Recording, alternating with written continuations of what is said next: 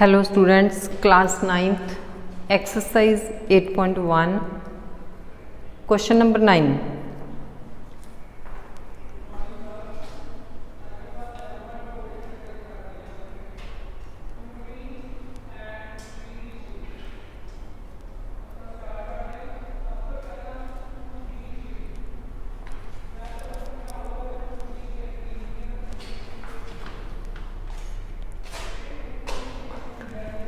In a parallelogram ABCD, 2 points P and Q are taken on diagonal BD such that DP equal BQ. Parallelogram है ABCD, diagonal BD है, ये ऊपर दो point ने P and Q, PQ इस तरह ने सच दैट DP DP सिर्फ इन इक्वल BQ ये इक्वल, ठीक है, ये equal. Show that triangle APD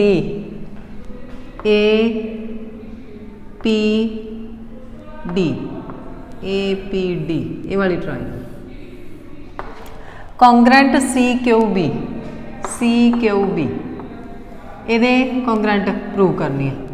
5 point ने ये दूसरा है AP इक्वल CQ। थर्ड ये तो जे ट्राइंगल कॉन्ग्रेंट हो गया तो ये इक्वल हो ही जानिया ने। Third point triangle AQB congruent CPD ये ट्राइंगल नूं ये कॉन्ग्रेंट करना। तो fourth point uh AQ equal CP AQ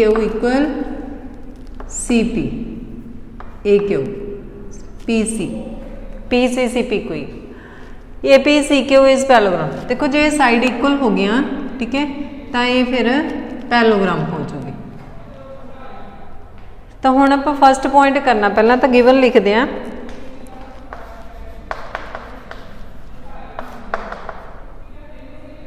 in parallelogram ABCD 2 points P and Q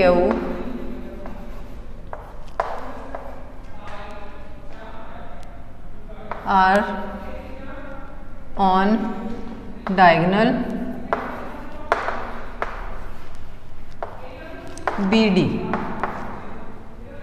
such that DP equal BQ to prove। To proof दे विच की करना, ये तुसी 5 दे 5 पॉइंट लिखना, ठीक है, 5 दे 5 लिख लेना। इत्थे मैं इत्थे लिखने नहीं, तुसी अपने लिखना है 1 to 5 पॉइंट, ठीक है, इत्थे मार्क कर लेने तुसी। तो हुण पंजाबी मीडियम गिवन लिख लो।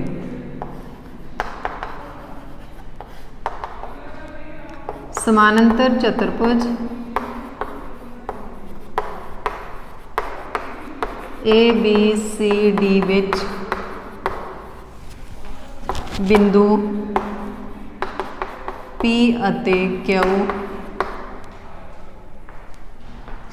विकर्ण BD उपर इस तरह हैं कि लिखे होया DP equal BQ, DP equal BQ। तो टू प्रूव सेम 5 दे 5 पॉइंट लिख लेने हैं, ठीक है। प्रूफ हुण प्रूफ दे विच की करना, देखो ये हैगी है पैलोग्राम है तो AD इक्वल BC होगी, AB इक्वल CD होगी। तो जदों ये साइड ये इक्वल है तो ये एक ट्रांसवर्सल लाइन भी है, क्योंकि पैरेलल लाइन ट्रांसवर्सल लाइन है, तो एंगल 1 इक्वल एंगल 2 होगा। इत्थे APD पहला लिखी हुई है, तो इधर आप 1 लिख लाँगे तो इत्थे 2 लिख लाँगे। हुण जदों आपां दो ट्राइंगल लैणियां ने APD एंड CQB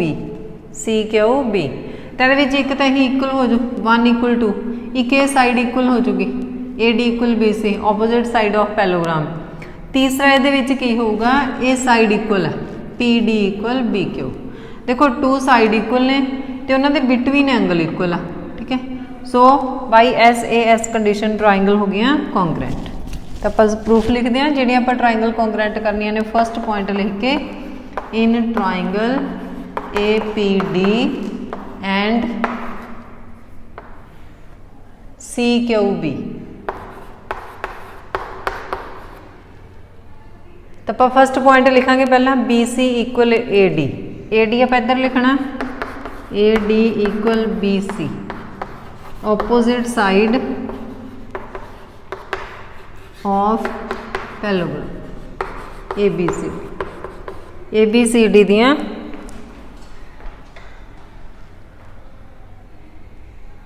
सन्मुख भुजावां।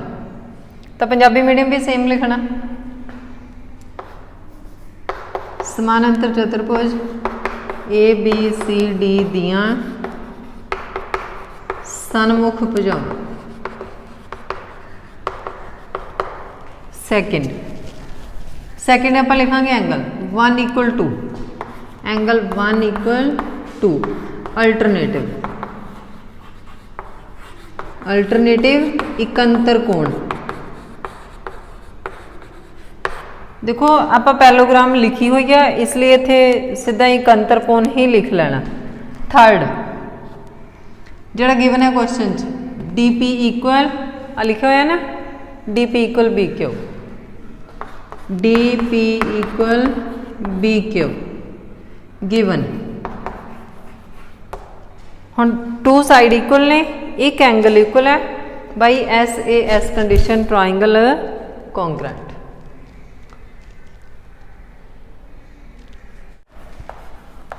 बाई SAS कंडीशन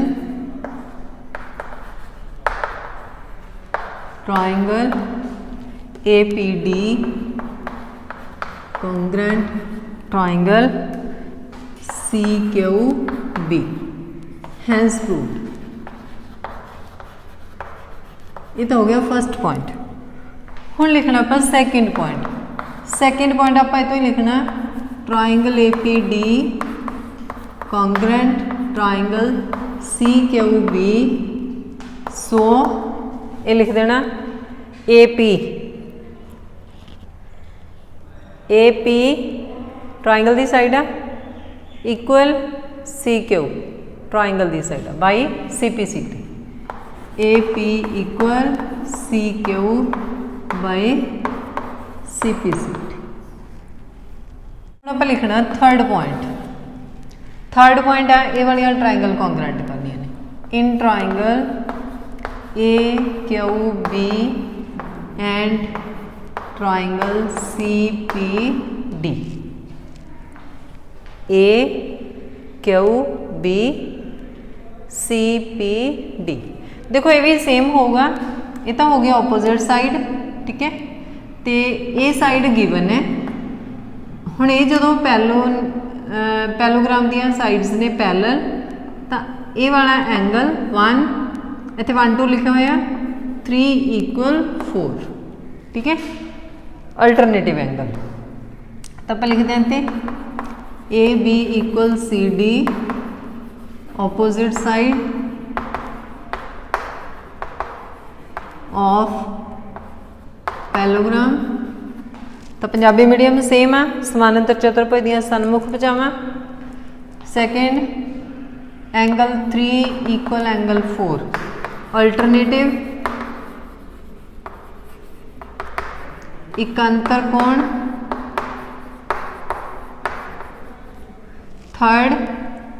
थर्ड यही लिखना गिवन है जोड़ा BQ equal DP given. Same condition होगी by SAS condition triangle AQB congruent triangle CPD। Triangle हो गया कॉन्ग्रेंट। हुण फोर्थ पॉइंट लिखना अपने फोर्थ पॉइंट दे विच की पूछा होया ते AQ इक्वल CP। तो आप पहले यही लिखना triangle AQB congruent triangle CPD इत्थे प्रूव किया तो यही लिख देना इत्थे। हुण जो क्वेश्चन दे विच पूछा होया AQ equal CP by CPCT। Fourth point हो गया। हुण फिफ्थ पॉइंट देखो, जड़ियाँ साइड ओपोजिट इक्वल होंदियां ने तो वो पैरेलल भी होंदियां ने। From 2 and 4th AP equal CQ and AQ equal CP. Opposite sides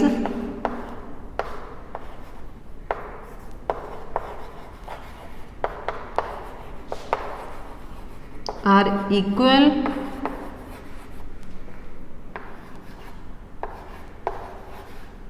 so AP parallel CQ and AQ parallel CP. Which sides are equal? Then those sides are parallel.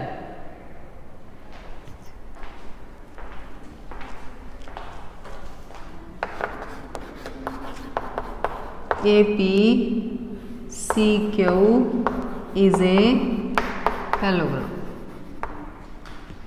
तो इत्थे Punjabi medium सन्मुख भुजावां समान हैं, इहदी जगह ते मैं इत्थे लिख दिंनी है सन्मुख भुजावां समान हैं। तो ये सेम लिखना है, इसलिए AP CQ समानांतर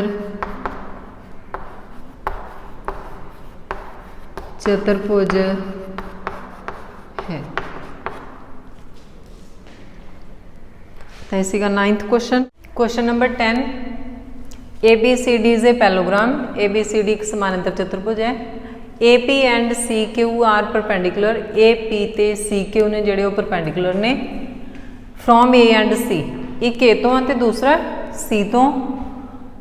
ऑन डायगनल BD डायगनल है। शो दैट 2 पॉइंट्स ने इत्थे। फर्स्ट हैगा ट्राइंगल APB कॉन्ग्रेंट CQD। अपने ये वालियां दो अपने ये दो ट्राइंगल ने जिहड़ियां कॉन्ग्रेंट करनियां ने APB CQD। हुण देखो जे आपां ये दो ट्राइंगल नूं देखिए तो इहदे विच की है, आ दोवें लाइनस पैरेलल ने, ये होगी ट्रांसवर्सल लाइन, तो ये एंगल होणगे इक्वल। तो इत्थे APB पहला लिखा हो तो इधर आप लिख लांगे 1, इधर लिख लांगे 2। सैकेंड ये साइड है कॉमन, तो ये है ने पैरेललोग्राम की ओपोजिट साइड। हुण देखो जिहड़ियां 2 साइड इक्वल ने उन्होंने बिटवीन एंगल इक्वल है। So by SAS condition triangle हो गया कॉन्ग्रेंट। जे कॉन्ग्रेंट ने तो by CPCT AP equal CQ। Simple question given. In parallelogram ABCD AP and CQ perpendicular, मैं साइन लाता परपेंडिकुलर दा, from A and C on diagonal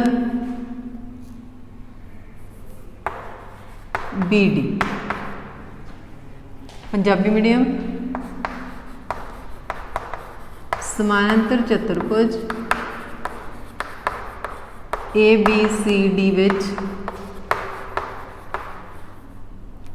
AP अते CQ A अते C तो विकर्ण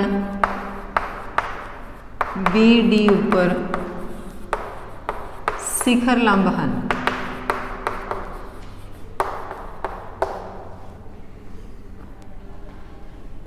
टू प्रूव टू प्रूव दे दो point ने first triangle A P B congruent triangle C Q D, second A P equal C Q.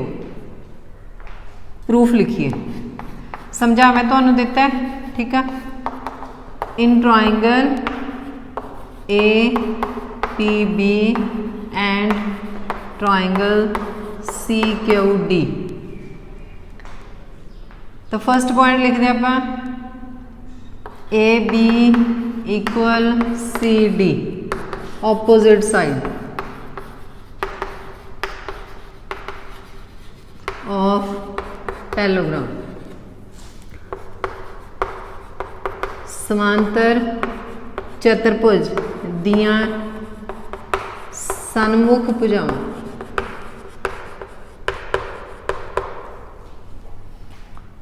दूसरा angle 1 equal angle 2,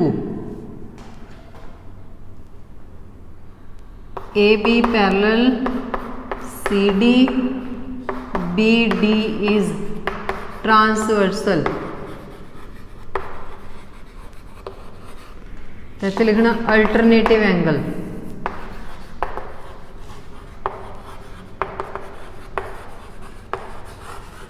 Punjabi medium एक अंतर कोण, सीधा एक अंतर कोण लिख लो बस। तीसरा B D equal B D, सांझी भुजा, इंग्लिश मीडियम में इत्थे लिख दिनी है common side,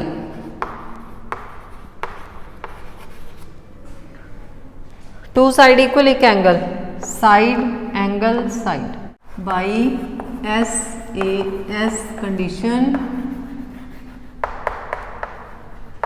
triangle A P B congruent C Q D, hence prove.